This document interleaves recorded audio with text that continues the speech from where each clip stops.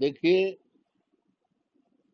ये हमारे देश की महिलाओं का घोर अपमान है, सिंदूर बांटना।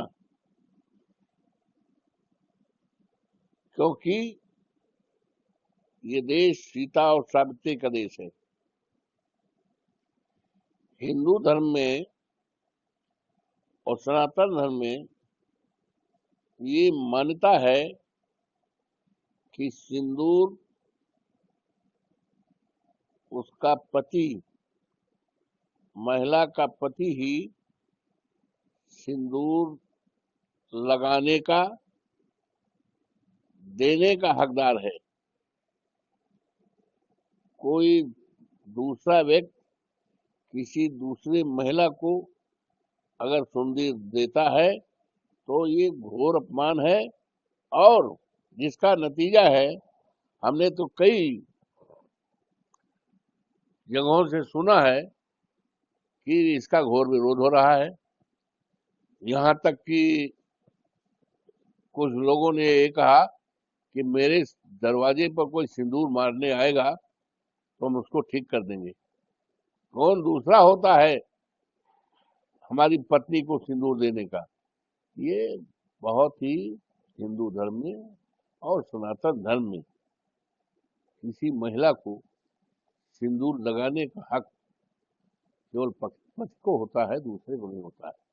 और जो शादी होती है और सप्तपदी होती है आग के सामने और सप्तपदी पूर्ण हो जाती है, तो जिसके साथ महिला की शादी हो रही है वो दूल्हा अपने पत्नी के मांग में सिंदूर देता है।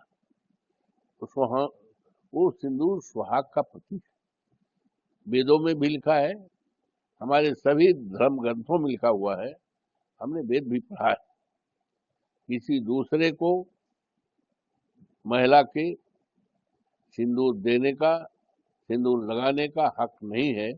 भारतीय जनता पार्टी के द्वारा जो सिंदूर वितरण का कार्य किया जा रहा है, ये हमारे परंपराओं के अनुसार विपरीत है, हमारे धर्मों के विपरीत है और हमारी जो हिंदू धर्म में महिलाओं की पवित्रता का है उसके विरोध में है। इसलिए ये देश की परंपरा को तोड़ने के और देश को महकाने का काम हो रहा है, भ्रमित करने का काम हो रहा है कि लोग उसकी चर्चा करें। अगर इनको बांटना है तो सरकारी नौकरी बांटे।